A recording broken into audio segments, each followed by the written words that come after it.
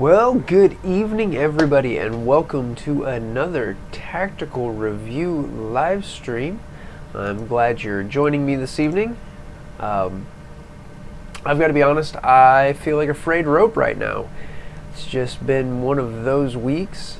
It is hump day at least, so exciting news tonight. As you can see from the title, we have okay, I'm cheating it just a little bit, but we are opening up entries for the 250 subscriber giveaway. I've been talking about this off and on since last June, I think. So you can get registered for the giveaway by either clicking the link in the description or going to bit.ly/TR250GAW.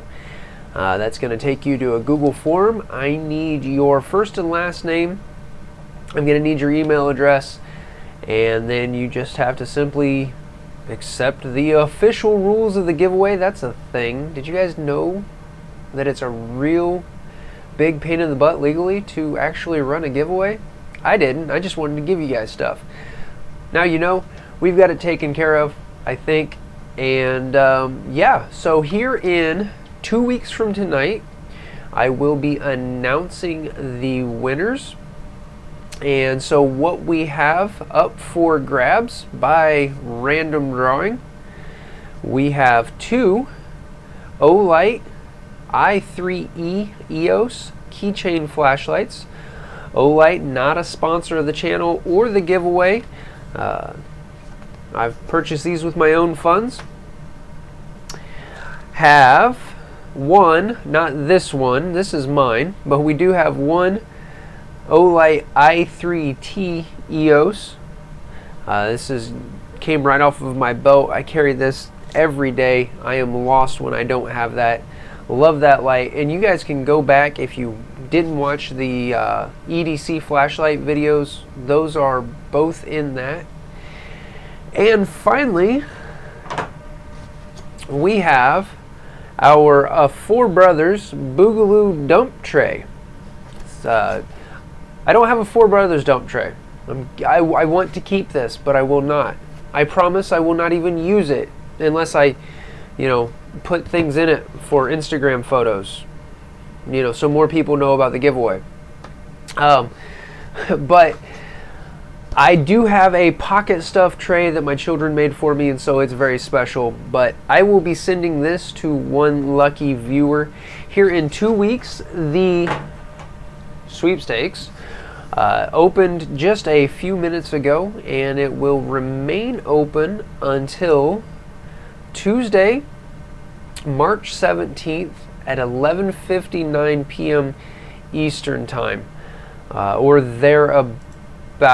I'm using an automatic thing that's supposed to shut off access so that folks aren't able to register late. If you attempt to register before 11:59 p.m. on Tuesday the 17th and it does not accept your entry, please email me immediately. tacticalreview@protonmail.com. I'll be able to tell by the timestamp on that email that you did legitimately register at the appropriate time, and we will get you in that. Yeah, those official rules protect you guys like they protect me. So anyway, and then 2 weeks from tonight on the live stream, I will use random.org, and we will choose pseudo random numbers for you computer geeks out there, and we will be giving these flashlights and this dump tray away. I'm simply going to generate random numbers within the bounds of how many entries we have, and whomever's name is on the row number in the spreadsheet that corresponds with that number, you are a winner. So, and just so everybody knows, the order I will draw for both of the i3Es, and then I will draw for the i3T, and then I will draw for the dump tray. So Ninja, how you doing tonight, brother? Thanks for joining us. You know, right here, I can just reach right here and pick up that last recommendation you made for me. Really do like this. Really hope that it does as well as I suspect it will in the testing, and then I'm gonna put it on a battle belt. All right. I was really, you know, hey, I announced the giveaway. We can close it down now, right? That's what I was excited about. No, we're not closing down the live stream yet. I also, if you guys are not following on Instagram, let me get my head out of the way. I do have some new t-shirt designs up.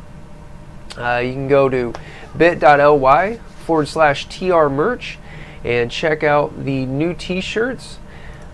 I want to thank the Poor Conservative. I haven't seen him yet in the chat, but he actually contacted me on Instagram and gave me that eagle design that's on the Tactical Review American Pride t-shirt, and it also adorns all of my newest designs on the left sleeve. I will be updating the one of my older designs. I'm using Teespring. They're a print-on-demand company, so actually recommended to me by a few other channel supporters, a few other creators who use them as well. They're not the easiest to use for getting sleeve print stuff, but I really like, you know, most of my Pro 2A shirts at least have a flag on the sleeve, and I really like that. So yeah, anyway, George Washington, welcome. There's something, in case you guys are on mobile, I know that mobile makes it difficult to switch back and forth between chat and the description. So there is the link to get registered for the giveaway. So I'll drop that in there. You guys can pull that up on another tab while we are talking here tonight. So very honestly, as much as I hate to have to confess to this, I have not had time in the last 7 days to really keep my ear to the rail the way I'd like to, or at least, let me rephrase that. I constantly I've been blessed with a job that lets me just keep tabs open in my browser at work, and so when I have some dead time, I can click over and just scroll through Facebook real quick, click over on Discord and scroll through real quick. So I see a lot of headlines, and I don't always get them on the docket for my live streams, which is why I'm typically scatterbrained, because I'm just naturally scatterbrained. Big news obviously today, though. I'm sure everybody has seen by this point that Michael Bloomberg has officially pulled out of the Democratic primaries, has thrown his support behind good old crazy Uncle Joe, as well as Mr. O'Rourke throwing his endorsement behind Joe Biden. So, yeah, let me just read from the AmmoLand news article about this. Drop that in chat for you guys. Once again, well, I like giving you guys the opportunity to go check the articles yourself. But I'd like to read, let's see. O'Rourke appeared near the end of Biden's speech, announcing that he would vote for the former vice president during Tuesday's Democrat primary. In response, Biden told the audience, "I want to make something clear. I'm going to guarantee you this is not the last you're seeing of this guy. You're going to take care of the gun problem with me. You're going to be the one who leads this effort. I'm counting on you. I'm counting on you. We need you badly." So, basically, if we can get good old Biden into the White House, it looks like that we're going to have a minister of gun confiscation there with good old Francis. I wonder if he's going to lead any of the stacks. Again, I doubt that. Yeah, George Washington, I too love Ammo Land. I don't even remember. I'm sure it started with signing up for a sweepstakes. They got me on Ammo Land's mailing list, and I haven't regretted that one for a moment. Vanessa, hi, welcome. Vanessa, you've been a channel supporter for a long time. Certainly make sure you get over to the 250 sub giveaway and get your name down on the list. Hope a bus. You know, I hope that something, whatever karmic happens to Mr. Bloomberg, I certainly hope that it involves a large soda. Whatever karma might have in store. Yeah. Aunt Diesel, I'm glad you're here. You know, I said last week, or yeah, I think it was last week, that I hadn't had a chance to watch your follow-up videos with your situation involving a handgun in an agitated person's possession. I've still got to go back and watch that. I've only caught a couple of your videos, and yeah, I like what you're doing too. I'm glad you're here. And yeah, once again, if you didn't get here in time to see the announcement, I've got a link in chat, that first bit.ly link. You can go get registered for the giveaway. And yeah, really excited. Okay, one thing I forgot to say, it's in the rules. I know nobody reads the rules. By United States law, you do have to be 18 years of age or older, a legal U.S. resident, and you can't live in my house or be related to me. But nobody who lives in my house and very few people who are related to me watch the channel. So we don't have to worry too much about that one. Hey, Mark 18, I'm glad you're here. One last thing, I want to make it very clear. I would hope that the assumption would not be made.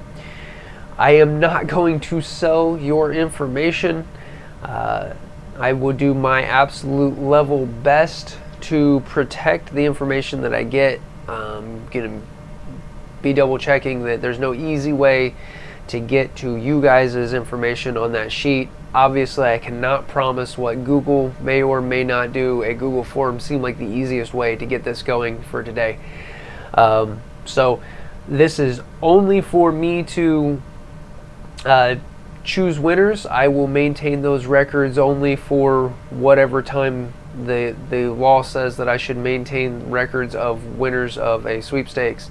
And that's it, that's all. I'm not building a mailing list for this.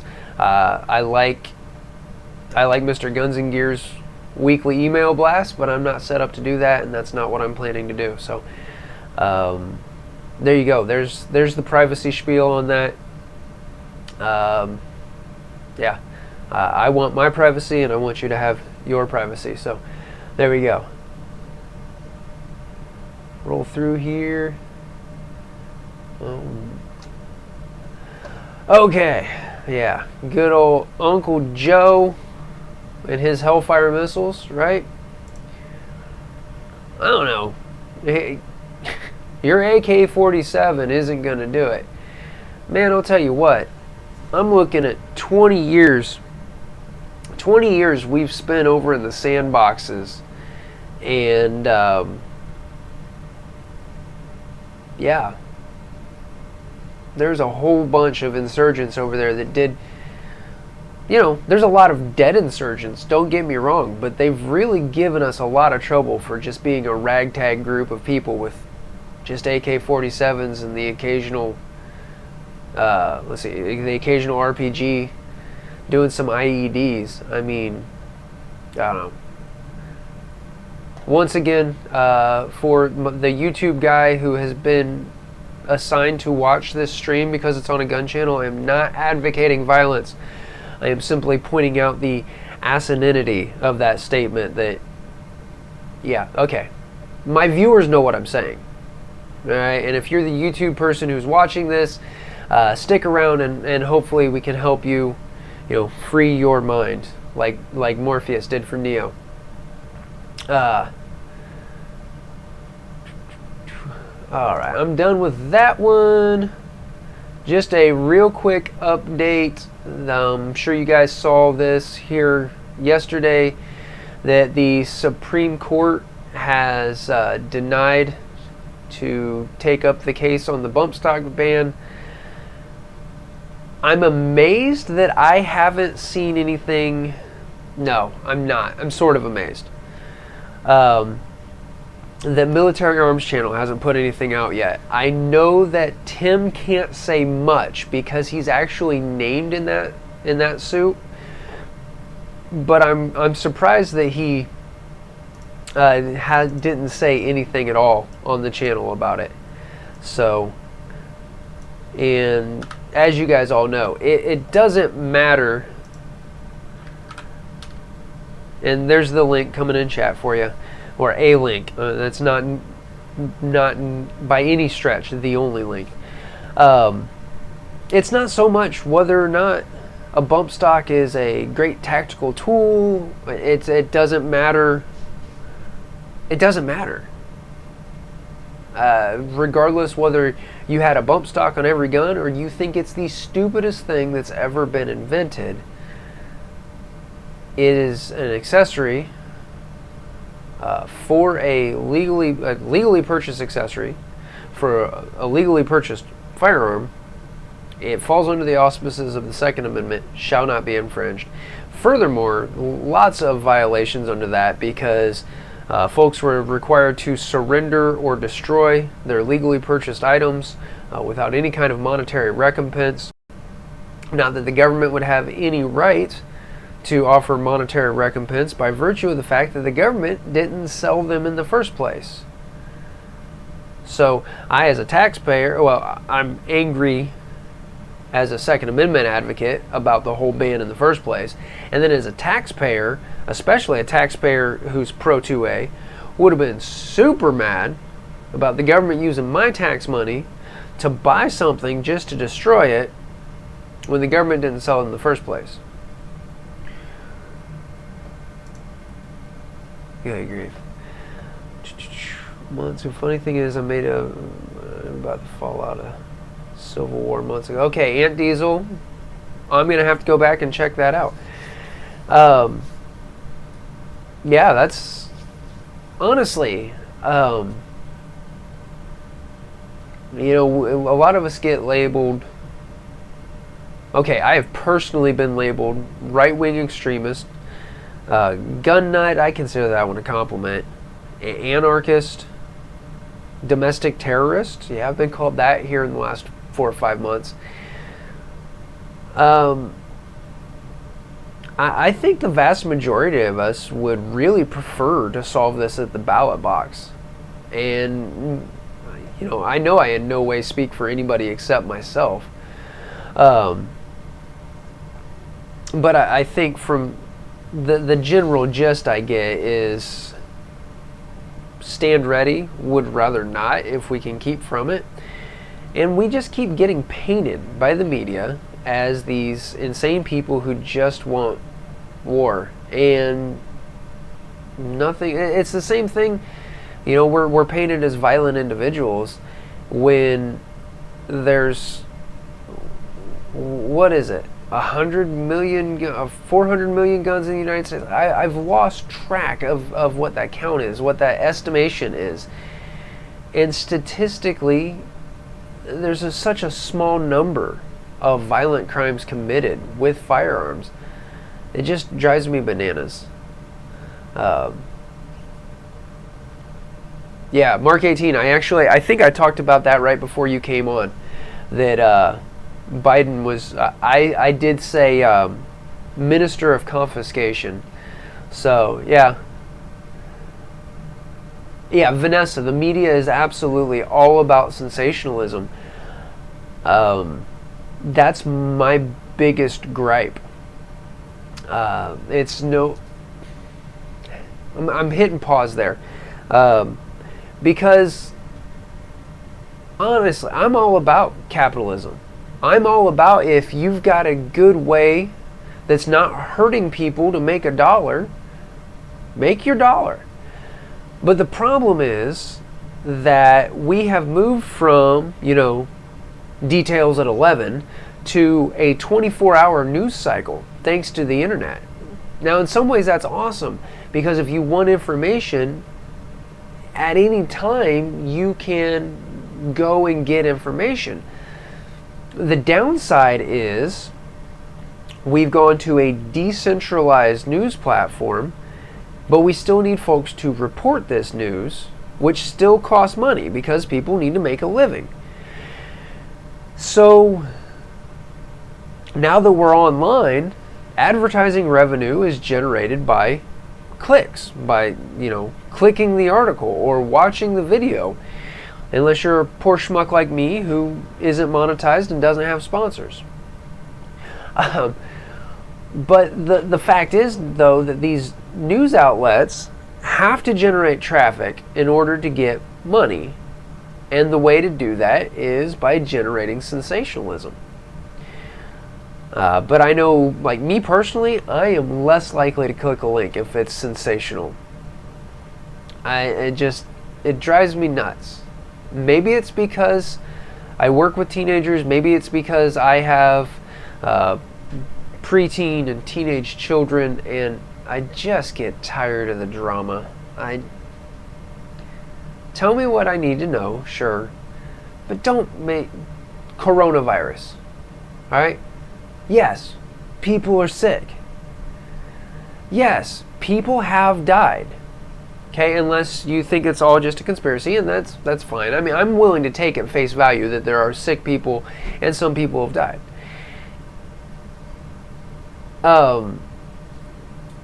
Symptomatically, it's much like SARS.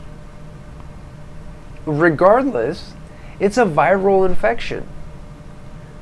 Really, the only thing you can do is wash your hands, and if you start feeling sick, stay home. All right, either your immune system's going to take care of it, or your immune system's not going to take care of it, but you don't need to be out infecting everybody else. But that goes for everything. I have flu-like symptoms. Let's go on a vacation. No. But the media would have you believe that Umbrella Corporation has created coronavirus and it's going to kill you and turn you into a violent zombie, and probably just for looking at the news article on the computer, you're already infected. I really am sick of sensationalism. Which brings us full circle back to Second Amendment and anti-Second Amendment arguments. Because so often the arguments that I hear against our natural-born Second Amendment right all start with some wild emotional plea. Well, think of the children. I'm thinking of the 4 with whom I've been entrusted. I'm thinking of the several hundred I interact with on a regular basis, and my willingness to stand in the gap and protect them. I am absolutely thinking of the children, but don't you come at me with some emotional, illogical plea with a complete unwillingness to engage logic and reason. No, I don't accept it. And hey, I'm going to risk just disenfranchising some huge portion of my potential viewership and say, all right, if we're going to think of the children, well, which children are we thinking of? Are we going to think of the thousands that are murdered every day in the name of choice? Oh, we only want to think of the children when it suits our needs. I gotcha. So think of the children, but only some children. Only the children that we can use to push our agenda. Don't think of all of the children, because we're going to not call them children. Alright, I've seen in my peripheral vision the chat's been scrolling while I've been on my soliloquy. So, Brastard's here. Hey Brastard, best part about the bump stocks, it was a way to start destroying the NFA and Hughes. Yes, I'm thankful that we do at least still have binary triggers. Theoretically, those, well, they will define what they want and how they want, and we all know that. If you would like to, hang on, quick plug, if you would like to have a way to make a statement about the asininity of some of these common sense gun control laws, you feel free to jump over and check out the Repeal the NFA DIY shirt there on the left on our merchandise store. Just, you know, get some folks creative juices thinking. Hashtag repeal the NFA. But binary triggers, they function, as most of you are aware, 1 round expended per action of the trigger. So you pull the trigger, that's 1 action, you get 1 round. You release the trigger when it's in echo or binary mode. That release is 1 action, fires 1 round. Once again, the ATF is going to ATF. Infringers are going to infringe. I'm sure that they will eventually take exception to binary triggers. I personally think the binary trigger is a better option if we're going to think tactically, if we're going to think functionally, than what the bump stock was. But that's just me, and I never played with the bump stock. I purchased my AR after the bump stock ban was enacted, and I've confessed several times that I was not super ear to the rail, mostly because we're back to all of these emotional pleas and illogical arguments. They make me angry, and I don't suffer fools lightly, not even when the fool is the guy in the mirror. Anyway, wording of the bump stock. Vanessa, I'm going to disagree slightly and say that it was the enactment of the bump stock ban. The complete end run around Congress. Yeah, the wording is terrible, but it's everything about it. We're going to issue this by executive fiat without going through the ATF technology department, who are the ones who are supposed to be defining this. We're going to require confiscation or destruction of lawfully purchased products with no grandfather clause. Just the gamut was wrong with the bump stock ban.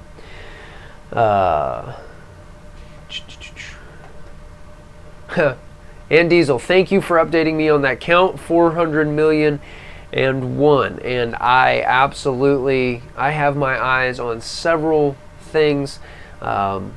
Working on getting my direct deposit switched to Palmetto State Armory, because there's a lot of PSA stuff that is supposed to come out this year. I've got my fingers crossed there, because the Dagger was supposed to come out this month, and the last I saw it had been pushed to like late April through early June now. So fingers still crossed though. There's 4 or 5 things that PSA either has or is launching that I really want this year. So I intend to do my part to add up those numbers of legally owned firearms in private citizens' hands.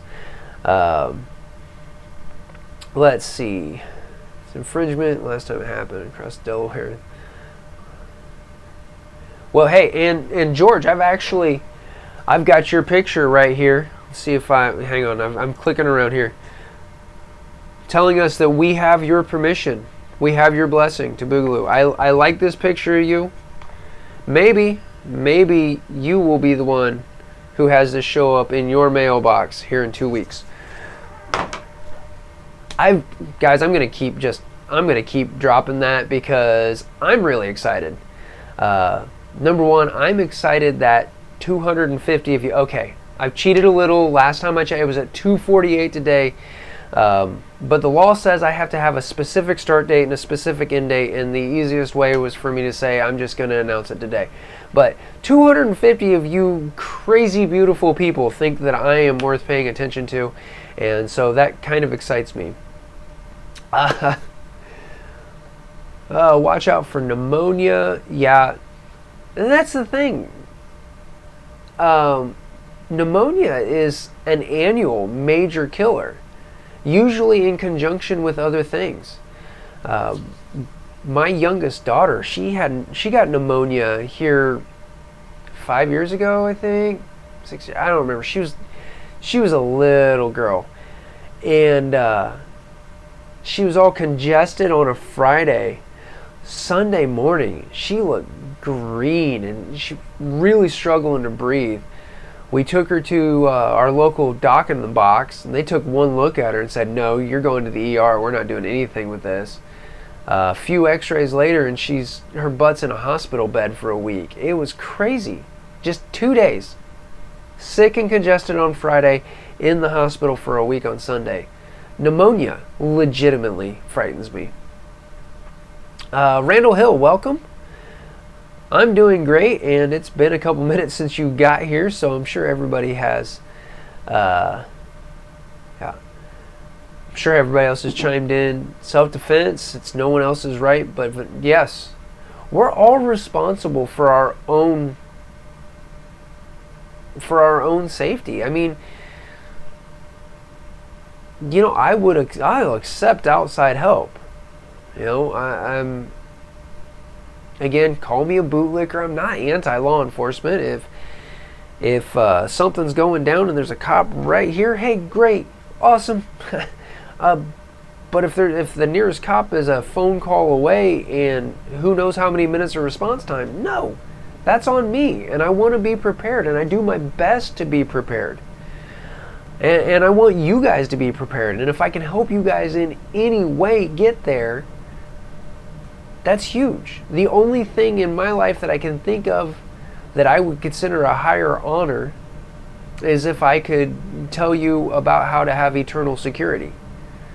And then that's kind of outside, okay, that's a lot outside the realm of this channel. If you'd ever want to talk about that, you can hit me up an email, you can DM me on social media. That's not what we're talking about here.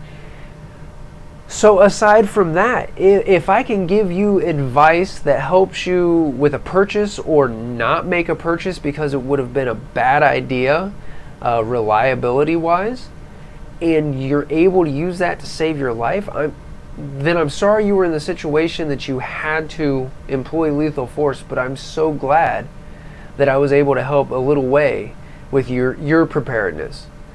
And pursuant to that, one of the most critical things I think we can all keep in mind is the fact that firearms proficiency is a super perishable skill. And it's important to make sure that you're getting that range time in, that you're finding a way to stress yourself safely and get that range time in, so that you know that you're able to perform with adrenaline dumping and an elevated heart rate. If you're able to take any kind of force-on-force training, even if it's just airsoft or paintball, it's not an exact analog, but it does help with that. You know, it's a matter of being prepared. Not because it's so likely, but because it's so important.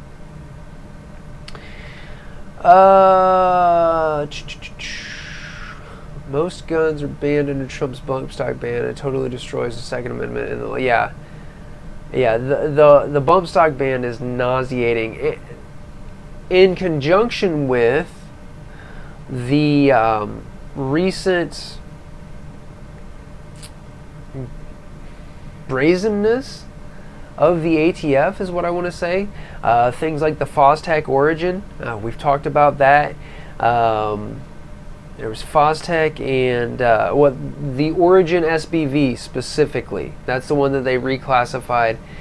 And then the Franklin Arms Reformation Yeah, there's been so much happen, especially within the last, 12 to 18 months. I'm legitimately concerned for this November, because obviously we know that all of the Democratic candidates have absolutely declared war on the Second Amendment. The best we get is I'm pro 2A, but, which means you're not pro 2A, in case that wasn't obvious. There was a statement that Mike Bloomberg released yesterday. Yeah. Late Monday, I think, is what it was, before, and then he got the results of Super Tuesday and backed out today. But and we're not going to deal with that right now because he's out of the race. Where was I going with that? Anti-gun politician. So we know what the left is bringing to November. What my concern is that Trump wins and then drops all pretense of pro 2A. I've made a lot of people angry in the last 3 years because I've pointed out that Trump is an old school New York Democrat. Do I think he's been amazing? No. Do I think he's done some good for the country? Yeah. Do I think that he's been as pro 2A as he claimed he would be? Absolutely not. But Donald Trump, from my observation, is a narcissist. And just like any narcissist, he wants to look as good as possible. He's going to tell you that it's perfection, but he wants to look as good as possible. And so he's going to do what he views as good for America because that coincides with making himself look good. Make sense? But if in his mind what is best for America is to just crap all over the Second Amendment, he's going to do it because in his mind it's going to make him look best.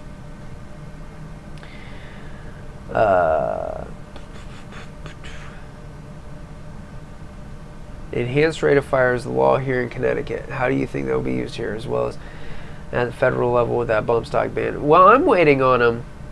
And I'm going to be honest here, I'm 10 minutes behind in the chat because I keep ranting. I'm waiting on him to ban belt loops and fingers. Jerry Michalek is one name that comes to mind that he's faster than a bump stock, or ever so slightly slower. And he's accurate, scary accurate. Are we going to outlaw Jerry Michalek? I think Lena's just about as fast. She's got to go too. Most 3-gunners, yeah. We're not going to be able to have lightning triggers. Nationwide, every trigger pull will have to be 14 pounds at minimum. It's asinine. It's just asinine.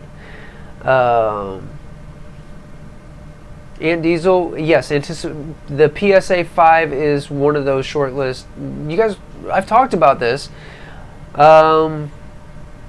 PS9 Dagger. I want an AKV, and that's one that I should be able to grab. I probably want the M-LOK railed version, so basically the 9mm baby brother to my 7.62 AK. So finding that one in stock might be the only thing that catches me up. But they are selling that aluminum M-LOK handguard separate now, so I might be able to make that work. So Dagger, AKV, the new ARV, and I haven't seen anything about a release date on that, but that is the 9mm AR, or the AR9 lower, that has the AKV magwell, or the Scorpion magwell. That's going to give me magazine compatibility between those two guys, and those are a double stack, double feed magazine. polymer with metal feed lips. I like it. I would like a Jackal in a pistol configuration in 5.56, and so sadly the 300 blackout version of the Jackal is launching first, and I'm wanting a shorty 5.56 of some sort, and I like the idea of the recoil system, or the buffer system, being in the upper, similar to the BRN 180 or the AR 180. Pick your poison there. So there's those. I want a PSA 5. I want a PSAK 74. I'd like an AK 5.56. I'm at 7, and I think most of those are on the list for launching this year. And then, money being no object, I'd take an AKE and even a GF4, so then I can compare the FN chromline barrel to the Palmetto State chromline barrel. If money was no object, and that's just Palmetto State, that's not all the other manufacturers I want stuff from. Binary triggers are too complicated for DIMs to understand. They only understand non-binary triggers that identify as trigger activators. Mark 18, that's beautiful, man. That's beautiful. Everything that enhances rate of fire over a flintlock musket is banned, including having a second barrel on said musket. Yeah. You know what the thing is? A flintlock musket truly is a weapon of war. Second Amendment Preservation Act is going to pass here in Missouri. Awesome, Ninja. And I actually, one of the articles, one of these 8,000 tabs I have open that I kind of wanted to click through with you guys, is about some other state's Second Amendment preservation. So, or maybe it was a candidate's statements thereon from a surprising location. Zeke, you're here. Good morning. You're not that far away from me. Is, yeah. Jacuzzi tub. Made your back feel good. Zeke, I'm glad your back's feeling better, man. Poor Conservatives here. Once again, thank you, Poor Conservative, for the eagle that is on the... Get my head out of the way. Actually, get out from behind this. I messed up there. Let's try this again. Take 2. The eagle that's there on the Tactical Review American Pride tee that's on the right on your screen. Really appreciate that. It gave me the template to work from. I mean, that's the thing. I really love the support that I've gotten from the community. The kind comments. I've had a few people get a little angry with me that I'm just going to throw things around. You know, had some people get upset with me and not saying that the Olight was the absolute best tool for the job, in spite of the fact that I said I was going to put it on a firearm and actually do some of my own testing, whatever. But no, the community overall has been fantastic, and so it is with absolute pleasure that I've worked up everything to get the giveaway going. So once again, if you are just joining us, there's a link in the description or up in the chat if you just want to scroll upward in the chat, or you can just go there manually, bit.ly/TR250GAW. That's the Tactical Review 250 subscriber giveaway.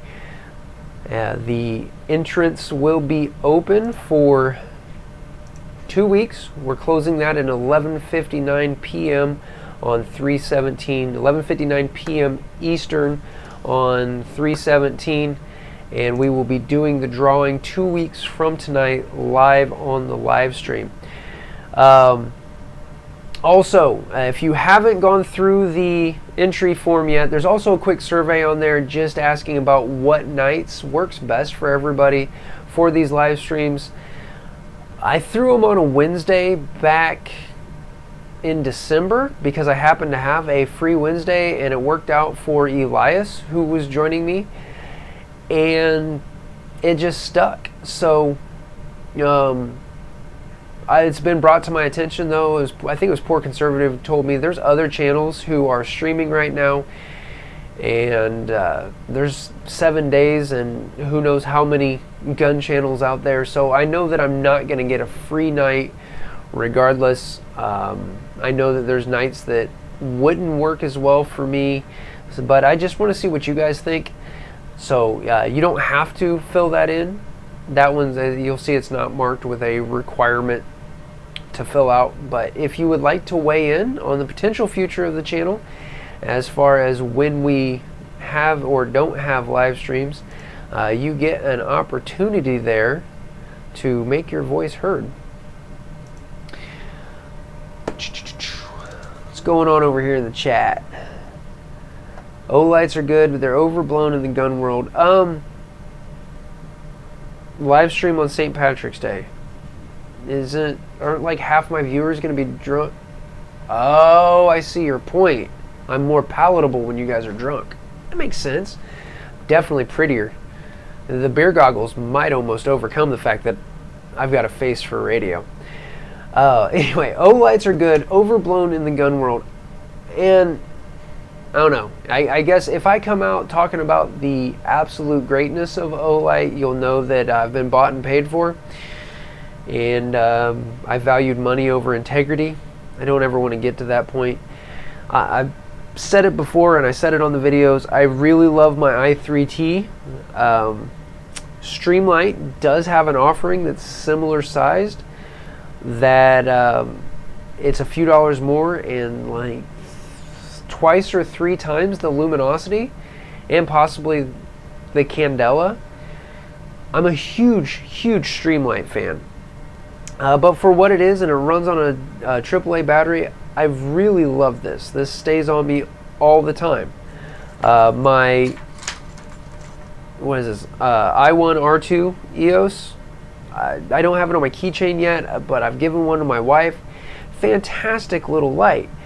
The place where I showed any trepidation, if this goes down, I'm going to grab my cell phone.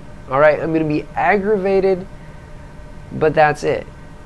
But when it comes to a weapon light, and I've got a trainer whom I trust after watching hours of his YouTube footage, after joining his Facebook group, after watching how vehemently he supports people's right to keep and bear arms, their right to preserve their own right to life, liberty, and pursuit of happiness. And he tells me, and I know that he sees from his students tens of thousands of rounds downrange a week. Twice or 3 times a week, he has a required in his class night shoe. And he tells me that O-lights don't like to stand up under recoil. Well then, when it's only a $0 to $20 difference between this and a TLR1, I cannot morally and conscientiously not recommend to you guys to go with the TLR1.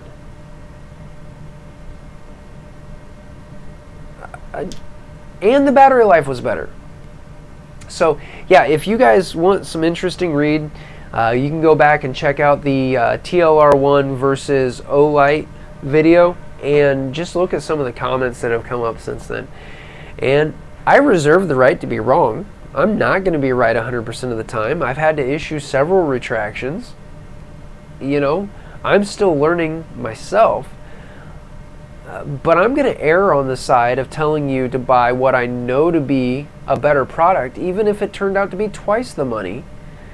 If I'm going to make a recommendation for something on which you might stake your life, I've got to be able to look in the mirror and sleep with myself at night, right?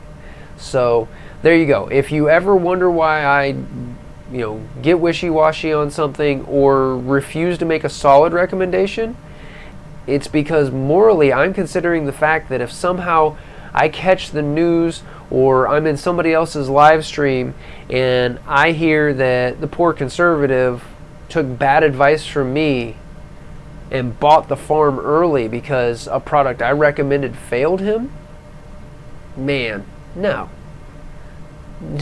No. that'll be the end of tactical review, I think. Okay. Where are we at? The lights are overblown because they've given free lights to every big name on YouTube. And Diesel, I think you're right. Olight, you cannot fault Olight's advertising. I mean, you can fault it, but from their business perspective, you can't fault it.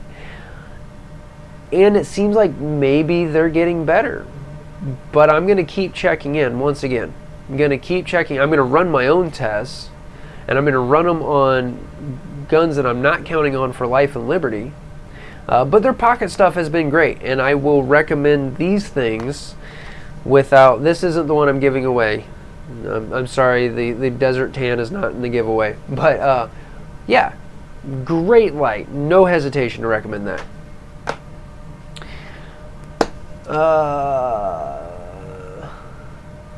So there'd be two of us sober. Streamline is awesome, but I run a Viridian C5. Alright, I'm going to try to remember that, and I'm going to take a look at that. You did me good, Ninja, on the knife recommendation, so scrapped a video about Olight after they supported that bigger YouTube whose parent got in that motorcycle accident. Still didn't buy one just because they've bought off all the reviewers. Yeah. Yeah, that's... And I actually... I started to feel like I made it. Had somebody... I had an Amazon seller reach out to me and ask if I would be willing to do some product reviews. And this person would send them to me for free.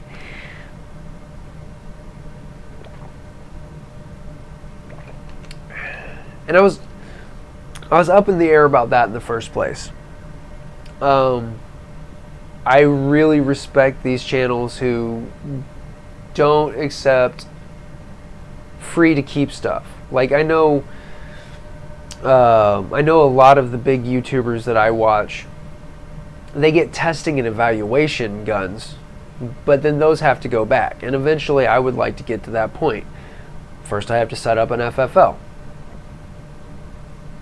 But I was already a little sketched out because the fact that I'm still going to call a spade even if I get something for free, that aside, you automatically, I think it's human nature to automatically be just a little bit more forgiving with, oh, you know, yeah, but I got it for free. But my viewers aren't going to get it for free. Well, and then it turned out that this fellow wanted me to write reviews, and that's just not something that I have the time to really invest in. And that's actually a violation of Amazon's terms of service, and I'm not going to throw him under the bus for trying to grow his brand, but I'm also not about losing my Amazon account. They're not a gun-friendly company, but I live in the sticks, so I do a lot of shopping through Amazon.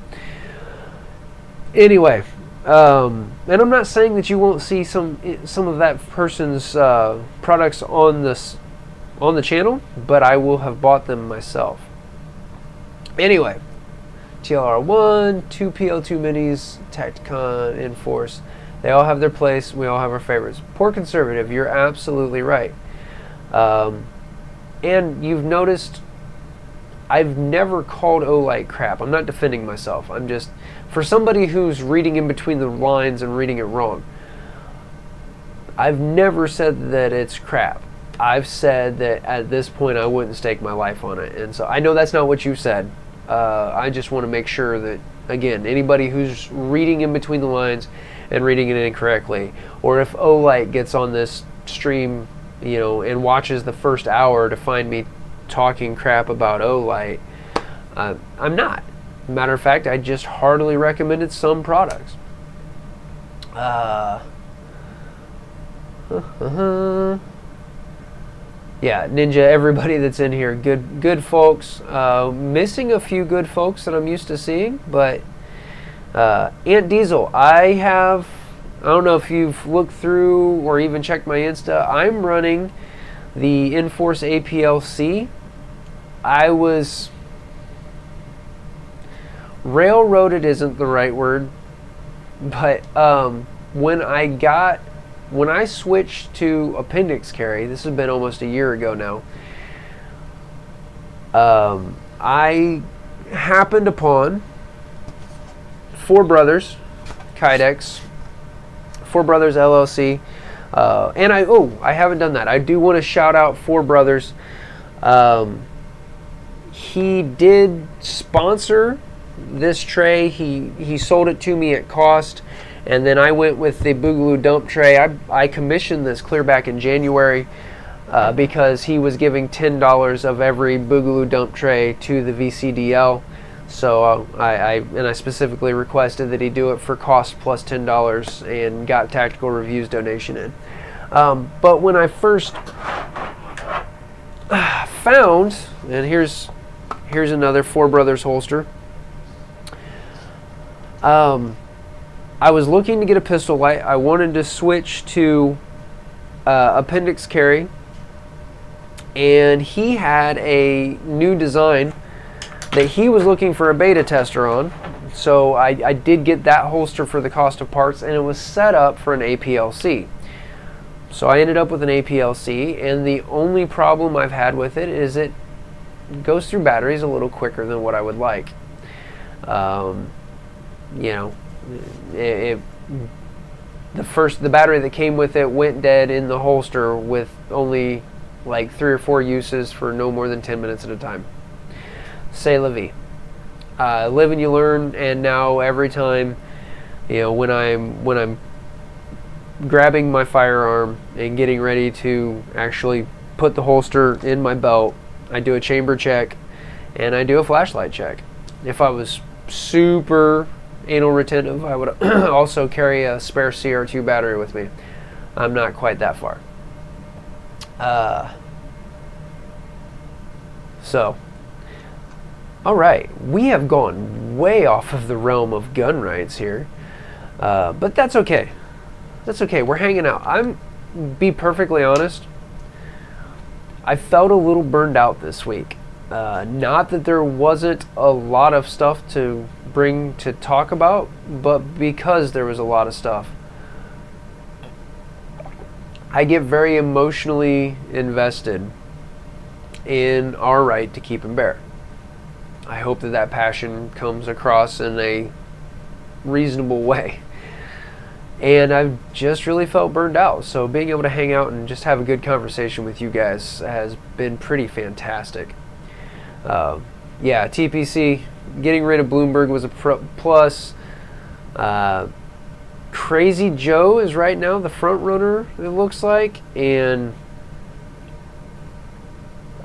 he's bad news, but half the time I think he's going to forget his own name between standing up and getting to the microphone.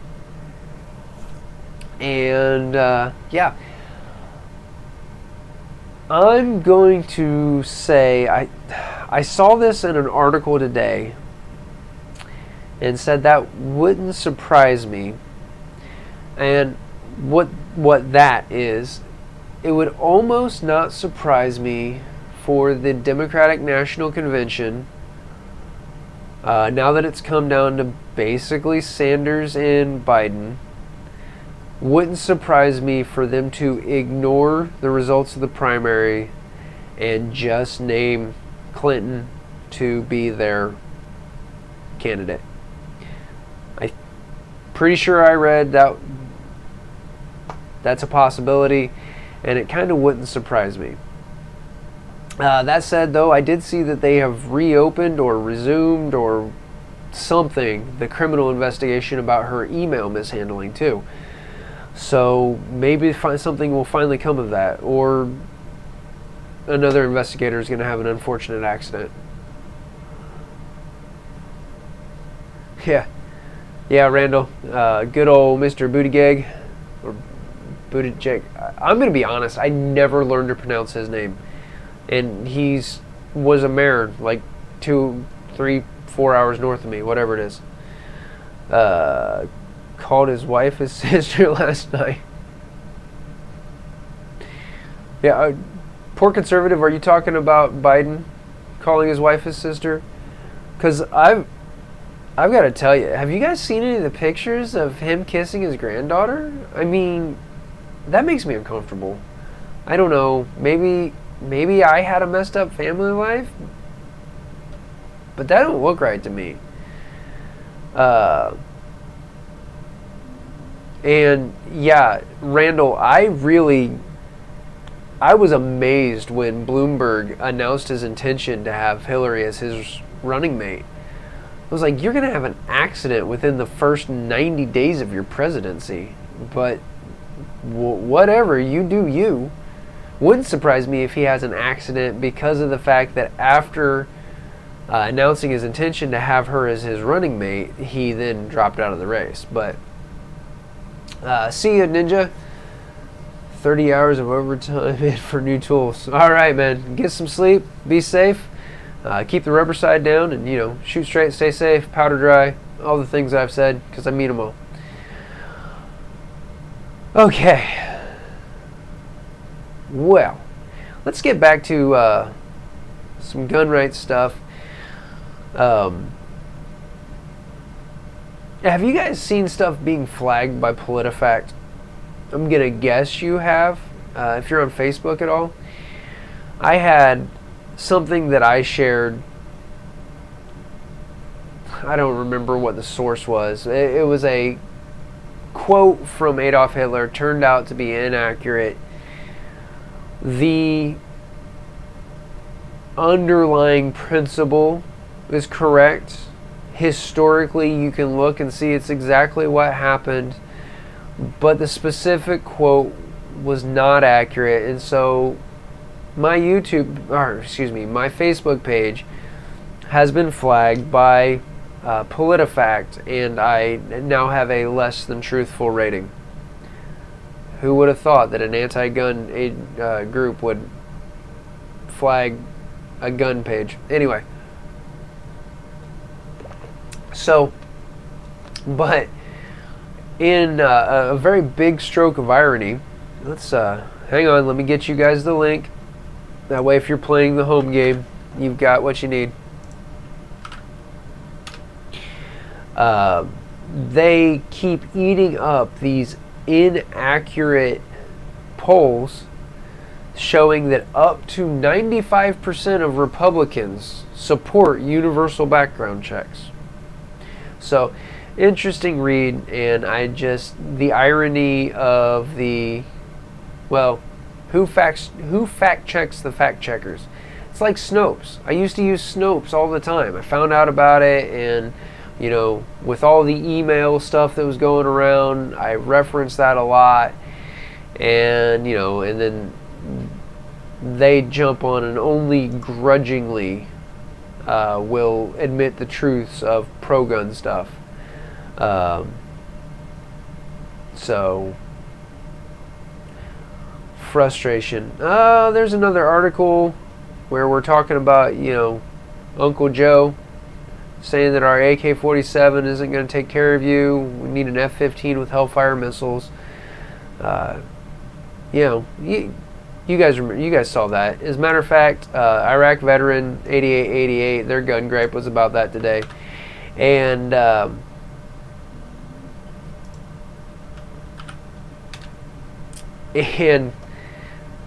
so I'm going to shock you guys. All right? You ready? Everybody's sitting down, right? If you're walking around with your mobile device watching this stream, I'm going to give you a moment to sit down. You're going to need to sit down. I agree with Joe Biden. God, I need a shower now. Okay. I agree with Joe Biden that we should be able to own F-15s with Hellfire missiles. Who's with me? Shall not be infringed. Well regulated. Those things. Matter of fact, if you go back to last 4th of July on my YouTube channel, it's not the first time I've said something like that. If I want an M1 Abrams and I can afford it, I should be able to own it. not demilled. I know I can get a Russian T72 delivered to my house, but it'll be demilled. I don't want to go through remilling it. Should be allowed to own it. So yes, I want a GAU 8. I do. I'll tell you what. I can be like in the middle of a building, and the A-10s fly over our town when they're out doing their practicing, and just something about the sound of those twin engines. Yeah, they don't ever, like, obviously out over civilian populace. They're not letting loose the chain gun. That'd be great though. I'd like to have one of those empties. That'd make a cooler bottle opener than my 50 cal bottle opener. I mean, I like that. I really like it because it's the Gun Owners of America one. And by the way, if you are a Gun Owners of America member and you haven't checked out their swag store, you really should. I think it was like $10 shipped for that 50 cal bottle opener. I don't even drink, but it was just too cool to pass up. Popped over there to get my personalized membership card last year. I haven't done that yet this year. I'm right there at Battle Creek, a whole A-10 squadron. I'll take 2. I don't know how to fly. I'll learn to fly. Anyway, we were talking about the a Second Amendment Protection Act that had passed somewhere, and this article, one of the gubernatorial candidates in Washington State. There you go. Hopefully that link didn't break. If it did, you might have to put a trailing slash on it. He is putting forth that he would like to establish, if he's elected, a Public Safety and Gun Rights Commission. Now, I always bristle when I hear a public safety whatever from the mouth of a politician, because usually that means more of our rights are getting ready to be stripped away. However, he said, and I quote, "Our 2A rights are constantly under attack, especially following an incident in which a gun is involved between 2 criminals, like what happened recently at McDonald's in Seattle," Freed wrote. "Law-abiding citizens are a part of the solution to increase public safety and defend the vulnerable. My Washington peeps, elect this guy. You guys have been struggling under some seriously draconian laws. It sounds like, the fellow's name is Joshua Freed, sounds like you guys need him in office. Or, if this is just paint on a pig, let me know so that I can issue a retraction. But that seems pretty spectacular. I love hearing, sorry, I was going to say I love hearing politicians say things like that. But then that brings to mind things like, the 8-year attack on your Second Amendment rights is coming to a crashing halt. And that was a lie. So, hopefully, obviously he's better than the guy who's in there that you guys are trying to get, recalled. So, something. Hawaii. Do I have any viewers from Hawaii? I haven't seen Hawaii in my analytics. Probably because you guys have so few rights that it just breaks your heart to watch a channel anything close to like mine. Poor conservative, 50 years. The NFA was drafted in 1934, or was ratified, so longer than that. We're going on 100. Anyway, Hawaii. House Bill 2736 mandates that an ammunition buyer provides to an ammunition seller that they own a registered firearm in the caliber they're seeking to purchase each and every time they buy ammunition. A firearm owner would have to show their firearms registration along with another form of government-issued photographic ID in order to complete the purchase. That almost makes California's ammo bill reasonable. And, oh, hold up, that's even... So, what? Hang on.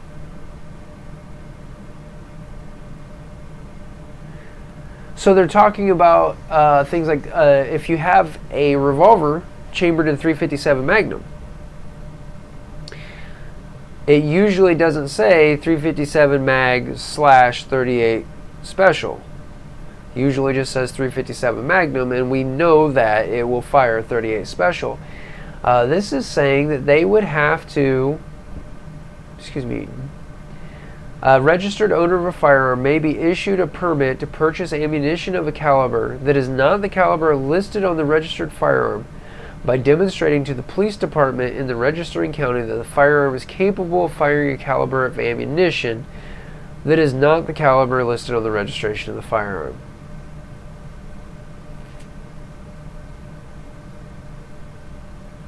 I don't know what to do with this, guys. That's stupid. That's... I keep hearing people say they want to go to Hawaii, and I'm like, I don't want anything to do with Hawaii. But more and more, my wife got so mad at me here a few weeks back. Okay, she's been mad at me a lot. A lot. But specifically because we were looking at potential of going to Boston, Massachusetts for something. And my first thing to do was to start looking into my ability to defend my family. Preferably, okay, maybe I'm a ninny, but preferably without having to worry about tripping a felony. Right? She got mad at me about it. Well, that's just dumb. This is a once in a lifetime opportunity. Anyway, sorry. Y'all don't need to know about that.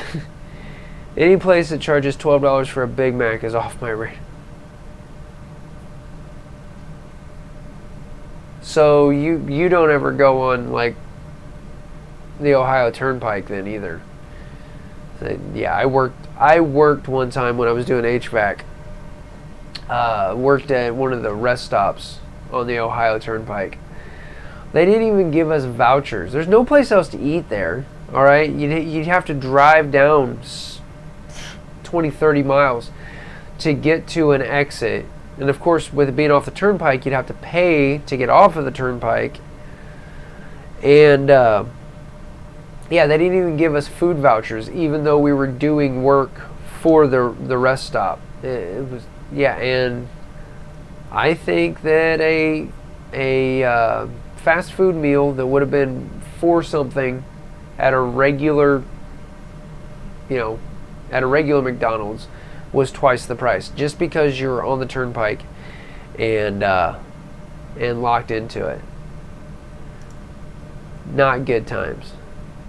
Not good times. Guys, I said earlier, if you joined late, that there was a lot of articles that I just didn't have a chance to go through. I counted up the open tabs I had earlier, and it was some 22 stories. So we were averaging 3 fairly major 2A related stories per day in the last week, and I simply did not have time to read through all of these. I do have some links about New York's mental health evaluation bill. That disgusts me, and Oh, and thank you, Armed Ape. Let's see, Armed Ape is Slobsky, right? Kid confused. Thanks, man. Make sure that you get signed up for the giveaway. And welcome to the stream. 3 million miles safe driving. Watch all the service areas been done. Rarely eat fast food. Well, poor conservative. That doesn't fit the narrative either. If you don't eat fast food, you can't get fat. Ask the left. And oh, Slobsky, don't apologize for being late. Heck, we were talking about this earlier, that I know that there are other streams going on even. You've got your own channel, so no, I appreciate you stopping in.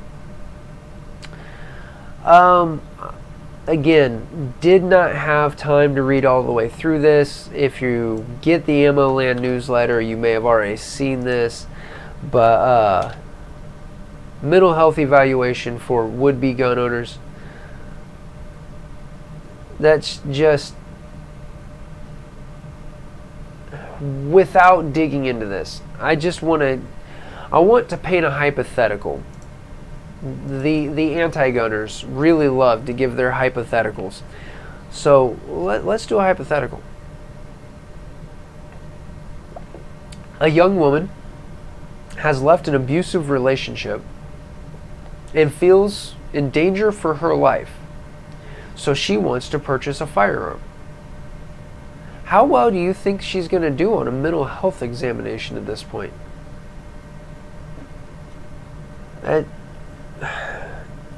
It's just asinine. And of course that's going to get me painted. Somebody is going to see this video and say, well, Tactical Review, he just thinks that we should put guns in the hands of the mentally ill. It's not what I said. But people, when they are at the most fear for their lives, are not going to seem to fare well when you put them under the microscope of a mental health evaluation. I mean, and the New York SAFE Act, which is this mental health thing, and there's the mental health evaluation, and then there's a mental health reporting that's complicit to this. It's disgusting. Yeah, Slobsky, that link that I dropped in there, they're talking about requiring a mental health evaluation, and I didn't read it. Didn't have time to go through it, just did a quick skim read, but it looks like it might even be every time you want to purchase a firearm, you have to go through a new mental health evaluation. Yeah, poor conservative, they'll twist anything to fit their narrative. Look at the number of times, well, and when it just doesn't fit the narrative, it goes away. How many people have seen anything on major media, if you bother with that, or even on their social media feeds?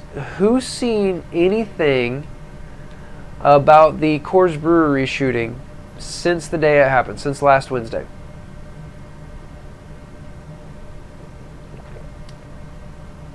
We've only got a few of us in here, but yeah, there you go. And Slobsky, I'm not sure, it wouldn't surprise me at all if you are responsible for for paying for your own mental health evaluation. But yeah, poor conservative, great minds run in the same gutter. We came up with the same thing. Haven't heard anything about the Milwaukee shooting because it was African American male who used a handgun. We haven't even heard. Here's the thing, there was a suppressor involved with this allegedly. I'm surprised that a big deal wasn't made out of that. And the problem is it doesn't matter whether the suppressor was purchased legally or not. It debunks the anti-gunners arguments. Because if it was purchased legally, well, look what you have to go through to get a suppressor. Okay, You have to go through, really, if you can pass a 4473, you should be okay for a Form 4 or an NFA tax stamp, whatever you want to say. But you have to wait for most of a friggin' year. So if that kind of a background check didn't flag that this guy was a problem, well, then that proves that background checks are garbage. If he got it illegally, well, then that just proves that criminals aren't going to follow the law no matter what it is. So it's a lose-lose for the anti-gunners. So we're going to sweep that under the rug. Hey, how about that shooting, was it in December or January? There was a school shooting, involved an Asian male. Used I believe it was a 1911 as a matter of fact.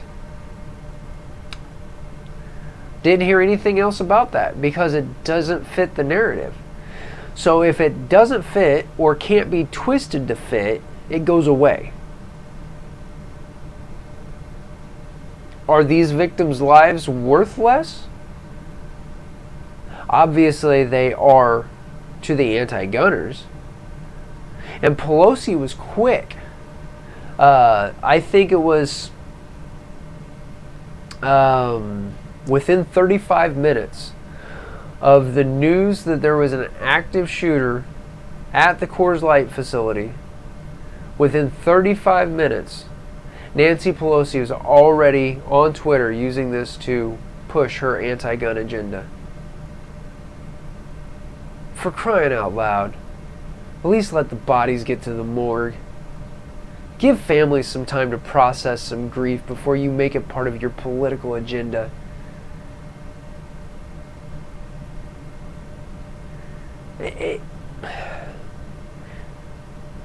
And I've got to at myself here a little bit too, because I've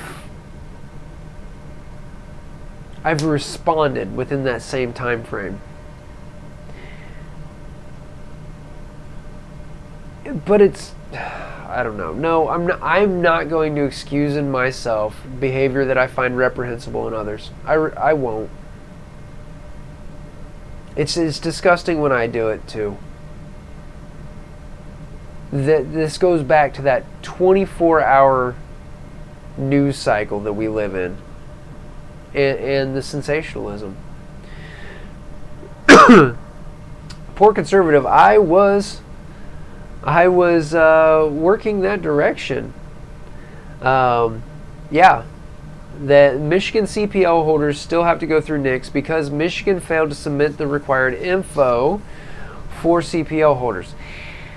Yeah, I saw that yesterday or earlier today, and I didn't even know that was a thing. I made this comment on 2AEDU's video about it, or his first video. I'm not sure if he's done a second one. I've been a CPL, CCW, whatever you want to call it. I've been a carry permit holder in Tennessee and now in Indiana, and actually neither of those states even offered a NICS bypass for CPL holders. I was surprised that was a thing. And in theory, carry permit holder in most states, that should be a better judge anyway, because typically it goes through your state police, but your local sheriff's department is typically involved with that. To me, that's definitely a better system. Excuse me. But NICS is unconstitutional regardless. So yeah, it's a bunch of garbage. And I was reading elsewhere. So let me give you the official story that I've heard, in case you haven't, and then let me editorialize, because this is my channel, and I'm going to editorialize when I want. As everybody signs off the video. Officially, the reason for this is because carry permits were being issued to restricted persons. and then, or persons who would have been restricted by a NICS background check, and then due to that, they were purchasing firearms even though they wouldn't have passed a NICS check. Officially, that's what happened. Unofficially, well, and I guess it would still fit with the official story, now that Michigan has decriminalized recreational marijuana, marijuana use, as I recall from the last time I filled out a 4473, is explicitly asked about on a 4473 or the NICS form. And so whether it's been confirmed or not, the assumption is that there are CPO holders who are knowingly using marijuana, and then they don't have to answer yes or no to that question on the 4473. By bypassing it, you know, whatever. If you say, no, I don't use marijuana on the 4473 and you're found to have used it, you've perjured yourself. End of the day, the NICS background check system, the 4473, and the Bureau of Alcohol, Tobacco, Firearms, and Explosives are unconstitutional and need abolished. Hashtag repeal the NFA. Hashtag abolish the ATF. Hashtag I love my dog and I shouldn't have said that on a public forum. I'm sorry, doggy. Poor old fat Libby. Okay. I never inhaled. Have a gun registry here. Would have been here, but Michigan never submitted the paperwork for CPO. Okay. Jefferson County, Alabama, you get your personal permit from the sheriff. And in Indiana, you file your paperwork. It's weird. You file your paperwork with the state, but then you go to your local sheriff's department to submit fingerprints, I think. I don't remember. I got my carry permit like 5 years ago, and then they keep turning down constitutional carry, but Indiana's made the standard permit free and massively reduced the cost of the lifetime permit. I don't know. Tennessee had to go take a class that would cost you between $75 and $200 depending on where you took it. It included several hours of classroom time and then 50 rounds of proficiency on the range. And then after passing both the written exam and the range proficiency test, then you went to the Department of Motor Vehicles, Bureau of Motor Vehicles, whatever they call it in Tennessee, and you paid $125 for your 4-year permit, and they retook your picture, your permit number matched your driver's license number. It was like statewide. And then it was a $75 renewal every 4 years. And if you missed your renewal date by even a day, you started back at square one. You had to retake the class and everything. It wasn't like, if you let your driver's license lapse, you pay a little bit of a fee. In Indiana, it's $6. I know because my wife's birthday is in February. She forgot that this was her expiration year, and yeah, she drove on an expired license for 2 weeks, didn't get pulled over, paid an extra $6. Bob's your uncle. It's all good. Not like that with a carry permit in Tennessee.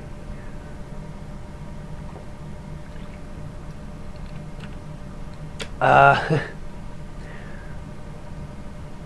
going to be honest. Poor conservative, I'm not exactly sure where Brazil is. I do recall seeing that that's one place that you can buy coal and coke, because once upon a time I thought I was going to try to get into blacksmithing. I'd still like to do that, but I found a more time-consuming and expensive hobby in YouTubing, a firearms hobby. All right. Below the radar article here. Got an article on the Holtz Firearm Owner Licensing and Record of Sale Act. Skim this real quick. High school student who died protecting a friend. Hold up.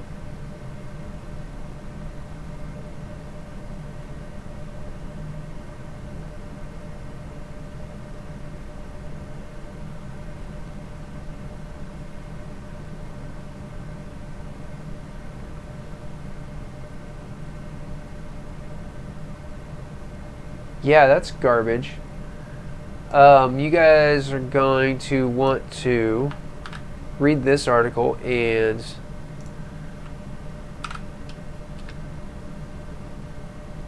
I-70 exit 51. Oh man, that's a few minutes south of me, brother.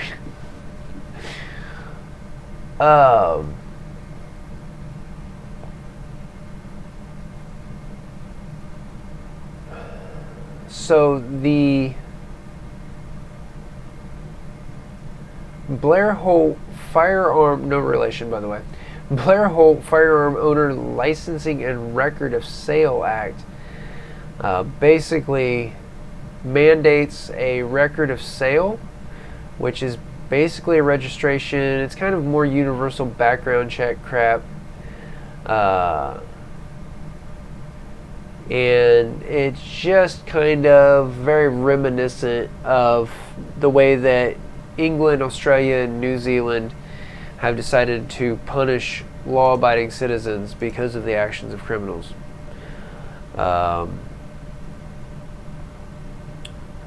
So,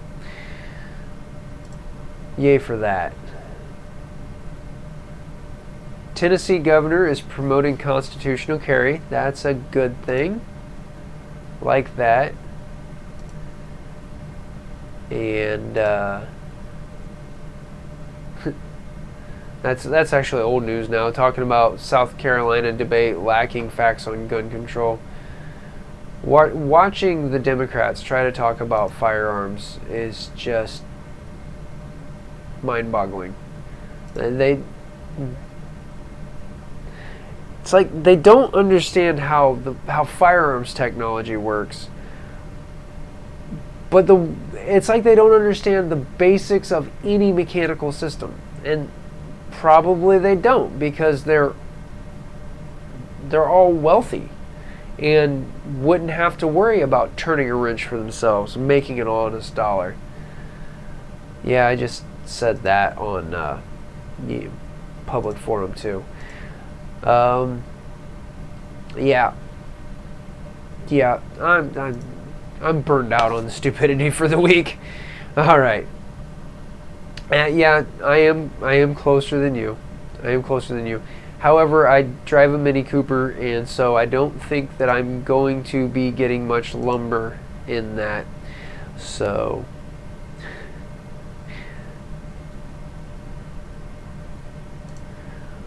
well, one more time, I'm just going to plug the merchandise store.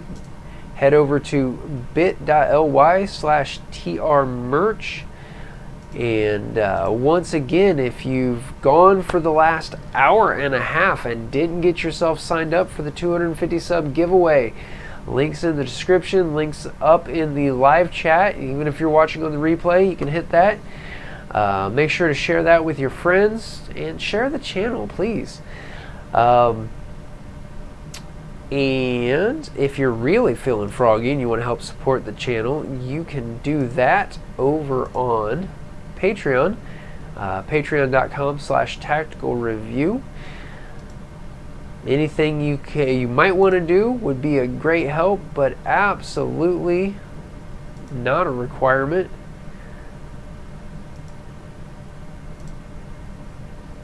Appreciate my Patreon supporters, though. You guys have been a big help to the channel. Definitely, I think everybody who's still in here is following me over on Facebook and Instagram. But if you're not, right there's where to do that, and you'll get a lot more behind the scenes stuff. Actually, after my 5 minutes to war video, I have been kind of posting what I'm doing for physical fitness on the daily. One of my commenters made the very astute observation that all the Gucci gear in the world doesn't matter if you don't have some level of physical fitness, if it were to come down to a combat situation. So, not trying to shame anybody, but just something I've been sharing over there. Oh, I feel like there's something I'm forgetting. I know there's something I'm forgetting. What about you guys? What's going on in your world? So wait, what link are you missing, poor conservative? Here, I'll just, if you're missing the one I think that you're missing, I made it really easy. I've been using Bitly because I'm a cheapskate and haven't bought a domain yet. So it's bit.ly/TR250GAW. Get you signed up for that giveaway. And IG banned from Facebook. Up sugar this week and starting to cut carbs. Awesome, man. That's a hard one. I went the other route. I add more activity and still eat all the crap because I'm a junk foodaholic, which is also why I probably don't have the physique I should for the amount of work that I do put in, is because, well, garbage in and garbage out. What you eat is super critical, and I know that, and I'm just not doing what I know I should do. So I have athletes all the time saying, Coach, I want a six-pack. How do I get a six-pack? And the first thing I do is I look down and I say, what makes you think that I know how to get a six-pack? But no, I do. The thing is, though, is that good abs are made in the kitchen, not in the weight room. And I've had a lot of athletes hang their head and walk away because that takes a lot of discipline. So, yeah, good for you. That's going to be a hard one. And sugar is absolutely a physical addiction. So, good luck with that. It's not going to be easy for sure. Brownies, I'm the reason you joined Instagram.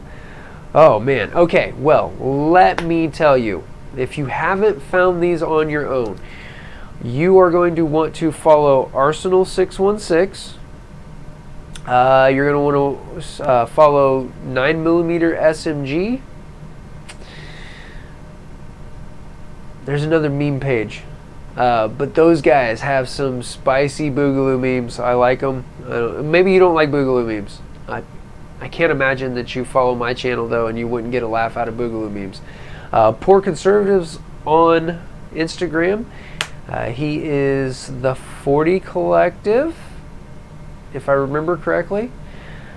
Yeah, actually, I think you can go through my profile and check out my follows, and the vast majority of them are YouTubers and gun guys, community members that I have kind of had some sort of contact with, and heartily recommend my follows. There's a couple of like local interest follows, and then Dak, I think it's 9894. I forget the numbers there. He's the one who made my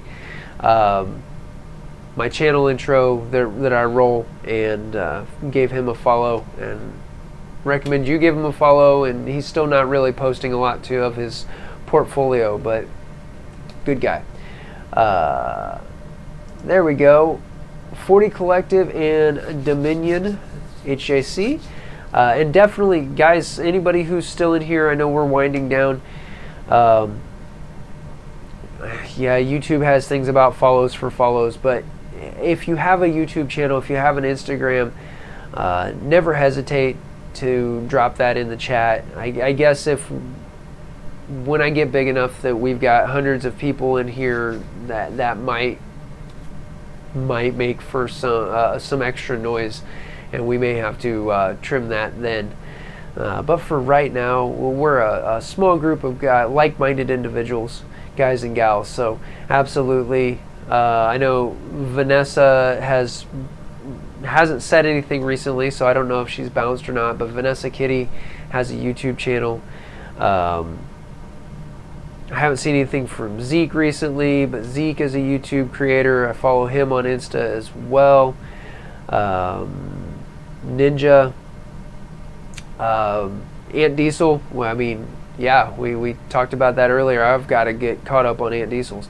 So anyway, 2011, I was 310 pounds, got 6 bypasses, now 6'2", 250. Congratulations.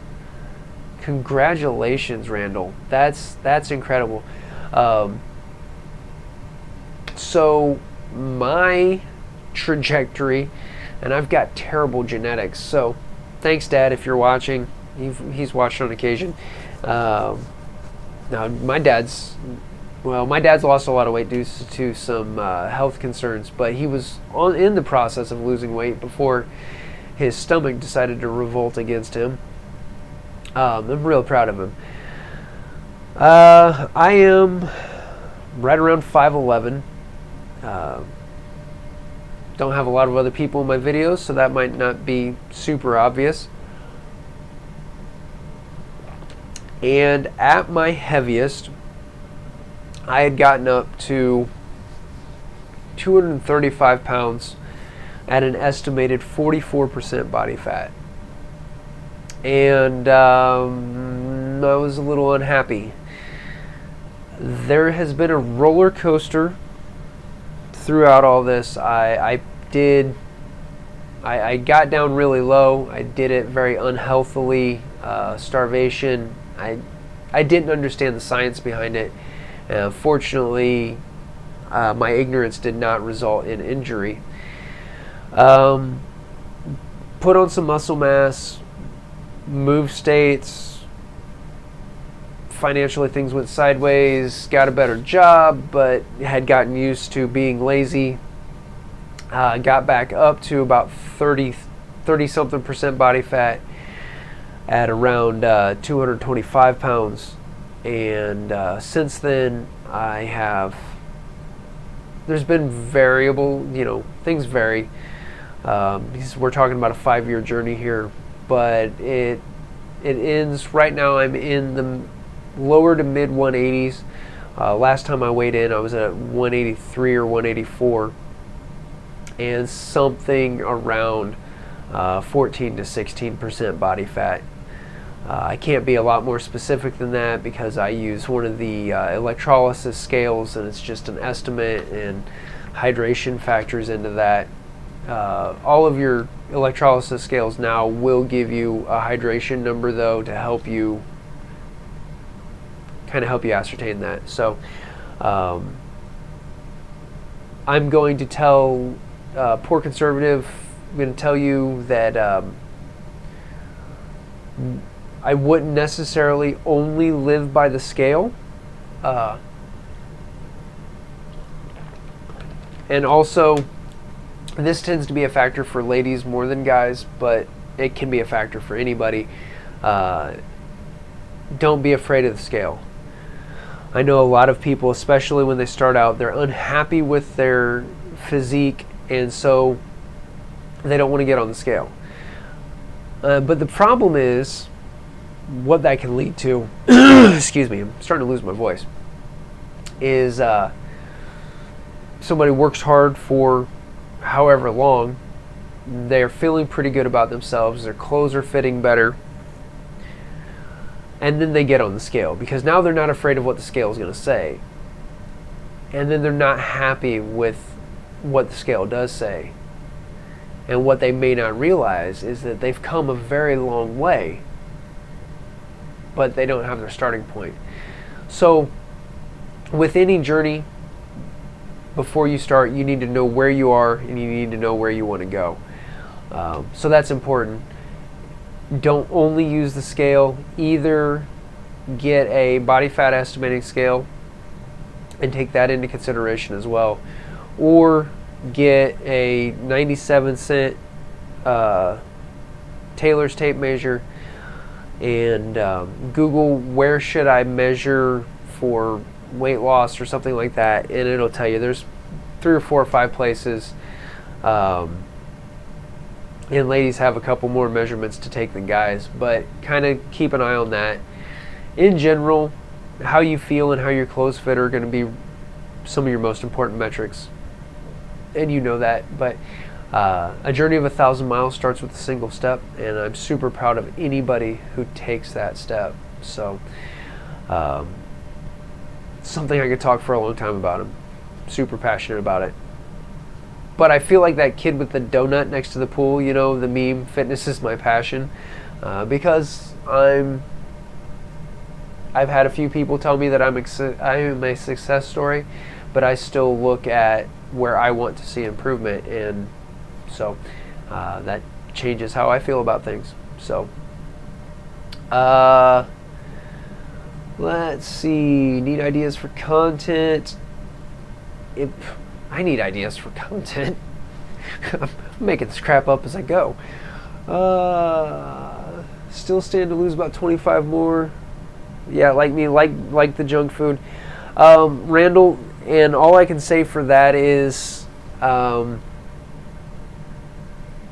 if it will help you, you've got to keep a log of some sort. I use MyFitnessPal.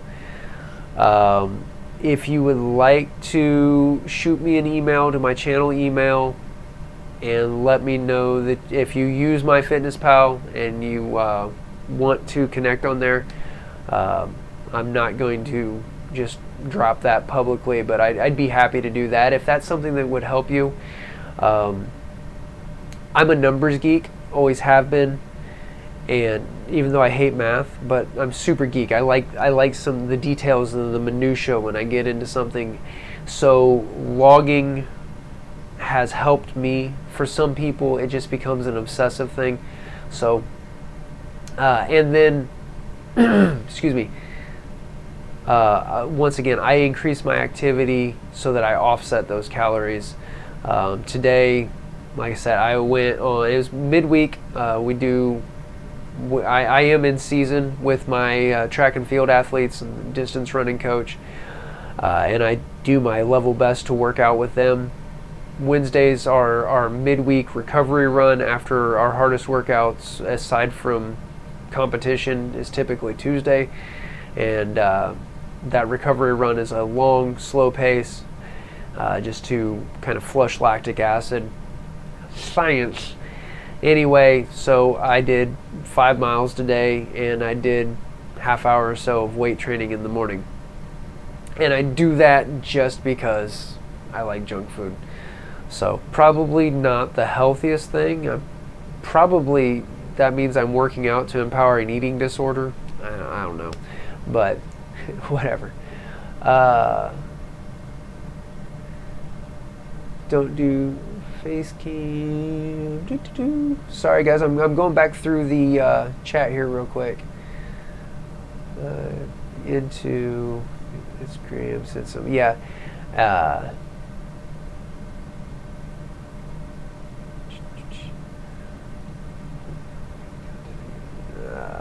Not big into weighing. Just want to get away from sugar and cut weight for the DC rally in October. Awesome. Machining. Round is a shape. Yeah. Well, and you know, you can always tell when somebody's on the level if the bubble's in the middle, right? That's what I was just a joke. But Slobsky, I did bring up the that the Supreme Court had denied hearing the bump stock case. I didn't see the remarks on it. I had mentioned that I was surprised that Tim from Military Arms hadn't done any kind of video, but he said in one of his live streams once that he can only say very, very little because he is one of the named parties in that suit. So I'm surprised that he didn't post anything at all on his social media, but I know he's super limited too. So, diabetic, have heart disease, so I have to be watching what I eat anyway. I splurge a lot. Yeah, Randall, my mom was diabetic, and just be smart with it. She used to do crap. We lost my biological mom back in 2009, and it's hard to believe it's been that long. And she used to do things like she would double dose on her insulin because she was going to a church carry-in and she knew there'd be a lot of good desserts. So that's not being smart with it. She ended up short half a leg and several toes on the other foot. And there's a lot of people who do everything that they can to do it the right way and still end up in that situation. But so yeah, just for sure take care of yourself. I mean, you've already mentioned you've put in a lot of hard work. Just be careful with it. Here, Slobsky, agency used to tell everyone that bump stocks don't qualify as machine guns. Now it says the opposite. The law hasn't changed, only an agency's interpretation of it. And that's exactly why the ATF is unconstitutional. They are not the legislative branch of the government. They have no right to be making laws. And there's no way, logically speaking, okay, I have a pair of scissors here with a cleaning patch stuck to them, but that's like me saying that this little sheath for this cheap pair of scissors is a machine gun. Or it converts this to fully automatic scissors. It's asinine. It's a piece of plastic, for crying out loud. Jerry Michalek needs to be a registered machine gun.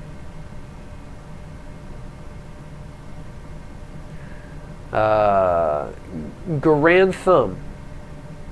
Both of his index fingers need to be registered machine guns. He needs to have them serialized, tattooed on there.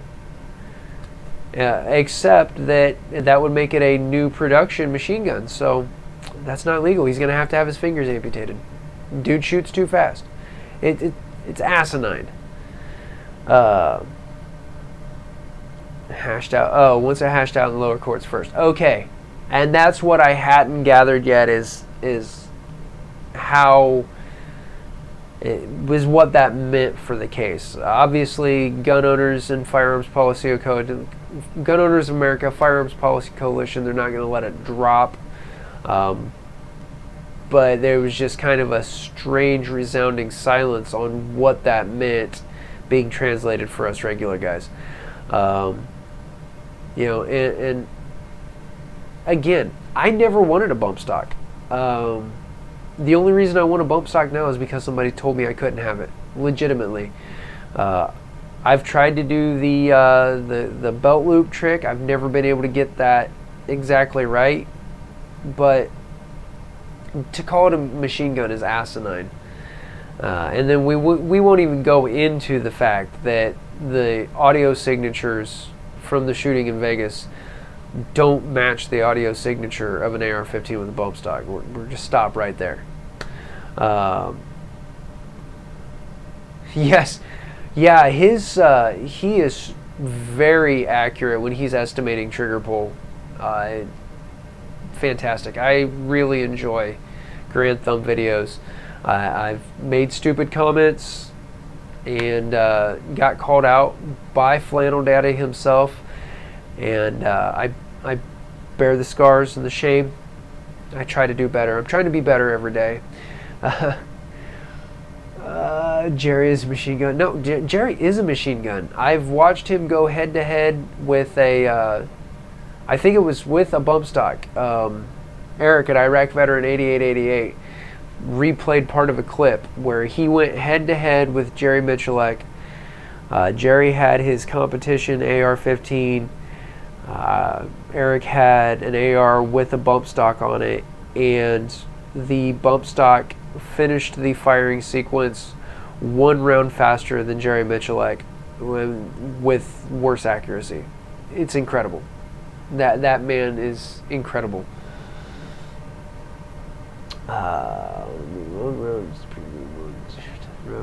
AR-10 with a bump stock a few months ago in pawn shop. Can't regulate ownership. Blew my mind. Well, that's the thing. Unless somebody reports you, or unless you happen to be someplace, it's not like it was ever a registered item. That would be like them determining that certain flashlights are tactical only flashlights, and so they have to be registered, destroyed, or surrendered. How are they going to prove who has these flashlights? Because there was no kind of transfer process. It came straight to my house. Upper receivers. Actually, and that's a conversation that I'm afraid that we're going to end up having, because it's been pointed out very publicly that an AR-15 lower receiver doesn't meet the definition, the legal definition of a firearm. The upper receiver also does not. So what I'm personally afraid of is that they're going to end up requiring that the upper receiver be serialized and have to go through an FFL as well. But at this point, they're not. So if they make some sort of law concerning AR-15 upper receivers, and well, how are they going to prove? Because all I have to say, if I have a willingness to lie about it, is no, I shot that barrel out, and uppers are so cheap, instead of replacing the barrel, I just threw it away. How are they going to prove it? It's so asinine, guys. I know you know this. I get so frustrated about this because it's unenforceable. What did I read? We have like 50,000 gun laws on the books. And the anti-gunner's answer to everything is more gun laws. We can't enforce, we as society, we law enforcement, that's not me, I'm not law enforcement. They can't enforce what's on the books already. So how are they going to enforce another 50 or 100 laws? 400 million firearms in the hands of regular citizens. Something like 100 million gun owners. How does anybody think that any of this crap is going to be realistically enforced? If I grab a wire coat hanger and twist up a bottle opener and take it out to the range, how does anybody know? Especially if I get to the range and I'm by myself, how does anybody know? Especially because I'm a member at a range that allows machine guns to be used on the range anyway.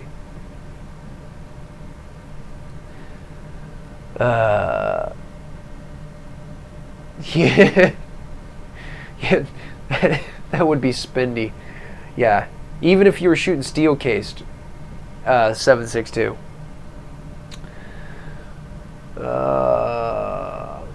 Be crazy to put that on here. Yeah.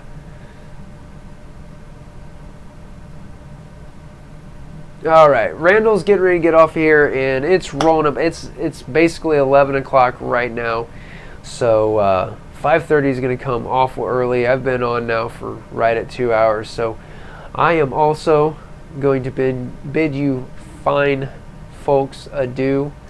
Before we do that, I am going to plug the merchandise store one more time. Honestly, I'm super thrilled with how the colorized version of the American Pride shirt came out. Thank you one more time to the Poor Conservative for that eagle design. I want to thank Elias, who is not in the chat tonight, taking a mental health break, and you got to keep yourself sane. So that's why we haven't heard from Elias in a while, but he did help me out with the description copy on actually both of those shirts that I just had up on screen. So thank you so much to Elias. Thank you, Poor Conservative. Thank you everybody who's here who has subscribed. If you haven't subscribed yet, go ahead and click that button. If you didn't sign up for the 250 subscriber giveaway, go ahead and get that done. We've got until 11:59 p.m. Eastern on the 17th. One more time, for those of you who weren't here in the beginning, I'm using an automated system to close that form so that I don't have to be up at midnight on a Tuesday.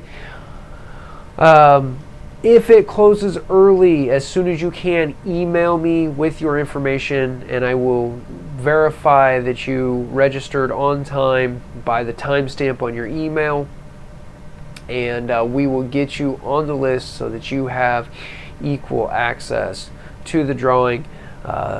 Couple of keychain flashlights, we have a pocket flashlight, and the Four Brothers Boogaloo dump tray.